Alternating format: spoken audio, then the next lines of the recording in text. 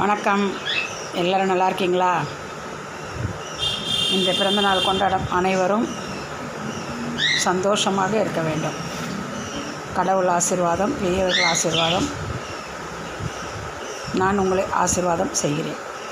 எல்லோரும் சந்தோஷமாக இருங்கள். நிறைய கிடைத்தால் நிறைய அனுபவிங்கள், குறைவாக இருந்தாலும் சந்தோஷப்படுங்கள். அதுதான் இன்றைய வாழ்க்கை.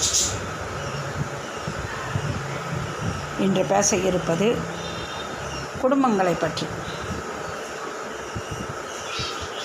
ஒரு வீட்டில் கணவன், மனைவி, குழந்தை, சிலர் 3 பேர், சில பேர் 5 பேர் அப்படி என்று இருக்கிறார்கள். கணவனும் வேலைக்கு சென்று, மனைவியும் வேலைக்கு சென்று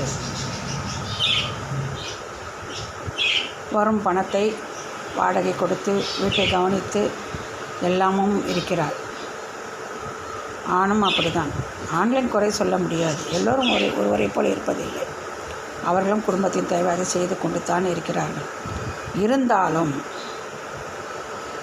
அடிக்கடி கேட்கும் கேள்வி, ஆண்மகன் என்ன தான் செலவு செய்கிற, ஒன்றும் புரிய மாட்டேங்குது, 10 ரூபாய் கையில் இல்லை. யோசித்து பாருங்கள், எதற்கு இந்த கடினமான உழைப்பு நாம் உழைக்கிறோம்? செலவு செய்ய தானே. உனக்கு சந்தேகமாக இருக்கிறதா? நீ ஒரு கணக்கை இவ்வளவு எடுத்தேன், இவ்வளவு செய்தேன் என்று சொல்லிவிடு. அவளும் அவளுக்குரிய கணக்கை எழுதி வைத்து விடுவாள். அப்பொழுது உங்கள் பிரச்சனை முடியும். ஆனால் பெண்கள் அதை செய்வதே கிடையாது. தேவைக்கு நீங்கள் வாங்கிக் கொள்வீர்கள், பிறகு அவர்களிடம் சண்டை போடுவீர்கள். இதுதான் ஆண் வர்க்கம். சில பெண்கள் அனாவசிய செலவும் செய்கிறார்கள், இல்லை என்று சொல்வதில்லை. சில ஆண்களும் அனாவசியமான செலவு செய்கிறார்கள். அவரவர் செய்யும் செலவை கவனமாக செய்யுங்கள். இன்று நம் குழந்தைக்கு, அன்று என்னுடைய காலத்தில் என் கல்யாணத்திற்கு 160 ரூபாய் சவரம் வாங்கினா இல்லை. அப்புறம் 400 ரூபாய்ச்சி வாங்கினா இல்லை. இருக்கிறதெல்லாம் செலவு செஞ்சு அழிச்சேன். அதுபோல் இருக்காதீங்க. இன்றைக்கு கோல்டு ரேட்டை பார்த்தீங்களா? கோல்டு வாங்க முடியலையா? சில்வர் வாங்கி வைங்க. என்றைக்கு மதிப்பு. அன்று 26 ரூபாய்க்கு விற்ற சில்வர் இன்று 210 ரூபாய்க்கு வந்திருக்கிறது. அதுபோல் சில்வர் விலையும் ஏறும். தங்கம் தான் வாங்க முடியலப்பா. மாதம் ஒரு 5 கிராம் வெள்ளி வாங்கி போடு. 10 கிராம் வெள்ளி கையில் காசு இருக்க சொல்ல காசை வைக்காத. இனிமேல் அந்த வேலையை செய்யுங்க. பெண்கள் ஐயோ நகை கடைக்கே போக முடியல, நகை கடை 5 கிராம் வெள்ளி இருக்குது, 5 கிராமாக சேருங்க. அதுவும் பிற்காலத்தில் நமக்கு உதவி தான். கோல்டு வாங்க முடியவில்லை என்று கவலை வேண்டாம். நம்மால் முடிந்தது வெள்ளியை வாங்கி வைப்போம். இன்று வெள்ளிக்கும் மரியாதை, தங்கத்திற்கும் மரியாதை, செலவு செய்யும் உங்களுக்கும் மரியாதை.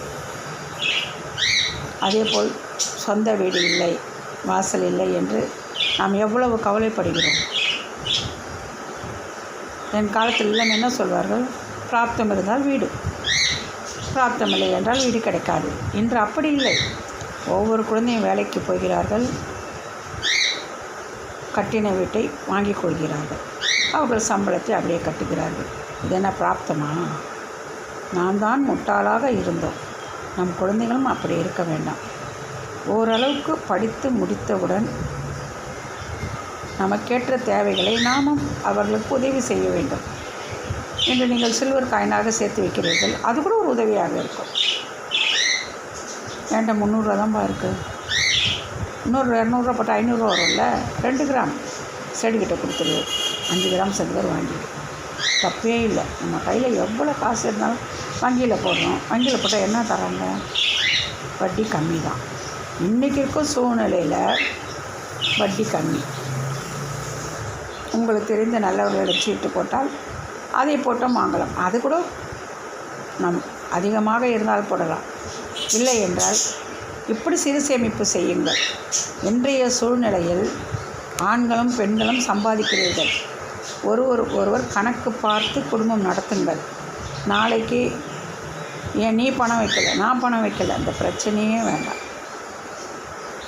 நம் குழந்தைகள் நமக்காக பொண்டாட்டி போய் சொல்கிறாளா, அவள் குடும்பத்தை சரியாக கவனிக்கிறாளா, கண்டுக்காத. அவள் 10 ரூபா சேர்ப்பா, அவனும் எடுத்து வைப்பா, அனாவசியமாக விட்டுற மாட்டாள். அதே போல் சில ஆண்கள் பயங்கரமான கஞ்சமாகவும் இருப்பார்கள். ஆனால் அவர் கணவன் மனைவிகள் என்ன செய்வார்கள், சரி தேவையான குடும்பத்துக்கு வாங்கி போட்டுருக்காரு, அது போதும் போ. ஒவ்வொருத்தரும் அது கூட இல்லாமல் இருக்காங்க. நானே பார்ப்பேன், என் வயதானவர்கள் எல்லாம் கடைக்கு டீ வாங்கும்போது ரொம்ப கஷ்டமாக இருக்கும்.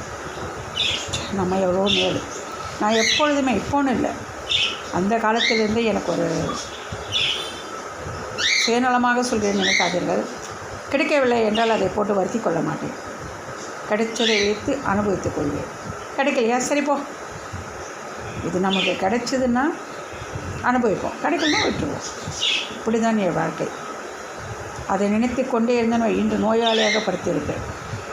இன்று வரை மனதளவில் பெரிய நோயே கிடையாது. ஏதோ சிறு சிறு ஜுரம், தலைவில் அப்படின்ட்டு வரும், போய்விடும். இப்பொழுதுதான் இந்த கோல்டு கூட வருது. அதுபோல் எல்லோருக்கும் கிடைத்துவிடும் என்று எதிர்பார்க்க முடியாது. கிடைத்ததை கொண்டு அனுபவிப்போம். அதே போல் குடும்பம் நடத்துகிற பெண்களும் அனுசரணையாக பேசும்போது சாந்தமாக பேசணும். கணவனாக இருந்தாலும் சரி, மனைவியாக இருந்தாலும் சரி, ஒருவருக்கு ஒருவர் விட்டு கொடுத்து புரியும்படி பேசுங்கள். உடனே நீயும் நானும் சிங்கம் புலி போல் இருந்தால் அது வேலைக்காகாது. சாதுவாக நான் இந்த செலவு செஞ்சேன், அந்த செலவு செஞ்சேன், 10 ரூபாய் என் தேவைக்கு வாங்கிக்கினேன், இந்த புடவையை பார்த்து வாங்கினேன், சொல்லு, தப்பே கிடையாது. நீ சொல்லு, நான் பார்த்தா இது வாங்கினேன், சரி, தேவை தானே, குழந்தைக்கு தானே நம்ம தானே வாங்குகிறோம், குழந்தைக்கு வாங்க. அதே போல் குடும்பத்தை நடத்தி கொண்டு பாருங்கள். கணக்கு எழுதி வரவு வையுங்கள். எதையும் வீணாக செலவு செய்யாதீர்கள். எதுவாக இருந்தாலும் முடிந்த வரையில் கடையில் வாங்கி கொடுக்காதீர்கள். இன்றைய சூழ்நிலைகள் எவ்வளவு குழந்தைகள் கஷ்டப்படுகிறார்கள். இன்று நாம் கடையில் வாங்கி கொடுக்கிறோம், மறுநாள் டாக்டரிடம் எடுத்து கொடுக்கிறோம். இதை வாங்குகிறோம், அதை கொடுக்கிறோம். ரெண்டும் சொந்த துட்டில் சூனியம் வைத்துக்கொள்ளும் கதை. தெரியலையா? ஒரு அம்மா கூப்பிட்டு ஒரு 100 ரூபா கொடுத்து, அம்மா நான் 2 கிலோ அரிசி வாங்கி தரேன், முறுக்கு சுட்டு கொடுங்க. அம்மா எனக்கு என் குழந்தைகளுக்கு செய், தப்பே கிடையாது. இன்றைக்கி யூடியூப்பில் என்னென்னமோ போடுறாங்க. சாப்பிடும் வகைகளை கொஞ்சம் கொஞ்சமாக செய்து பாருங்கள். அந்த கொஞ்சம் குழந்தைங்களுக்கு கொடுத்து பாருங்கள். என் குழந்தை இந்த காய் சாப்பிடல, அந்த காய் சாப்பிடல, ஏன் சாப்பிடல, கேரட் சட்னி போட்டு கொடுங்க, சாப்பிடும். மூக்கல்ல கோதுமையில் போட்டு அரைக்கிறாங்க, சாப்பிடும். குழந்தைங்க சாப்பிடலன்றதுக்காக கண்டதையும் வாங்கி கொடுக்காதீங்க. இதுவும் மீன் செலவு தான். முடிந்த வரையில் புட்டு அவித்து கொடுங்கள், கொண்டைக்கடலை அவித்து கொடுங்கள், மாலையில் வரும்பொழுது 2 முறுக்கு கொடுங்கள். காலையில் தோசை அதிகமாக கொடுத்து பழக்கப்படுத்தாதீர்கள். நானும் அந்த காலத்தில் அப்படி தான் பாத்திரம் கழுவ பயந்துட்டு தோசை சுட்டு போட்டுருவேன். அதுக்கு 2 சட்டை முடிஞ்சு போச்சு கதை. ஆனால் இன்றைய சூழ்நிலையில் நாம் மெடிக்கல் செலவு செய்யாமல் இருக்க வேண்டுமானால் இட்லி கொடுத்து பழகுங்கள். குழந்தைகளுக்கு காரம் கொடுத்து பழகுங்கள். கடையில் விற்கும் பொருட்களை அதிகமாக கொடுத்து பழக்கம் படுத்தாதீர்கள். ஒரு நாள் பிறந்த நாள் அன்று குழந்தைகளுக்கோ உங்களுக்கோ வெளியில் போகலாம், போங்க, ஹோட்டலுக்கு செலவு பண்ணுங்க, சாப்பிடுங்க, ஒரு நாள் செய்யலாம், தப்பே கிடையாது. அதேபோல் சொந்த பந்தம் உடன்பிறப்புகள் இருந்தால் சென்று வாருங்கள். நீங்கள் செல்லுங்கள், அவர்கள் வருவார்கள். அவர்களுக்கு உரிய மரியாதை நீங்கள் கொடுங்க, உங்களுக்கு ஒரு மரியாதை அவர்கள் தருவாங்க. சொந்த பந்தங்கள் எல்லாம் சுற்றி இருப்பவர்களும் சோத்து முட்டை போகிறோமா, சாப்பிட்டு அங்கே போட்டு அனுப்புறது தான். மற்றவர்கள்லாம் என்றைக்குமே உடன்பிறப்புகள் சொந்தமாகத்தான் இருக்கிறார்கள். அது ரொம்ப காலம் கழித்து பிறருக்கு தெரியும். எப்பொழுதும் ஒன்று போல் இருப்பதே கிடையாது. அன்று ஒரு வீட்டுக்கு செல்ல வேண்டுமானால் ஆசையாக போகும். இன்றைக்கு சென்றால் ஆளுக்கு ஒரு மூலையில் செல்ஃபோனை வைத்து பேசிக்கொண்டிருக்கிறார். எங்கும் செல்ல பிடிப்பதில்லை. நாம் உண்டு, நம் வேலை உண்டு. இப்படி தான் வாழ்நாள் போகிறது. அதுபோல் குழந்தைகளுக்கு சொல்லித்தராது. எல்லோரும் யார் வந்தாலும், எப்போ வந்தீங்கம்மா, அத்தை எப்போ வந்தீங்க, மாமா எப்போ வந்தீங்க, காசு சாப்பிட்டீங்களா, நல்ல பழக்கத்தை சொல்லிக் கொடுங்கள். எல்லோரும் நன்றாக வாழ என்றும் நன்றாக இருக்க ஐயப்பன் அருளால் வேண்டிக் கொள்கிறேன். நன்றி, வணக்கம். நாளை பார்ப்போமா?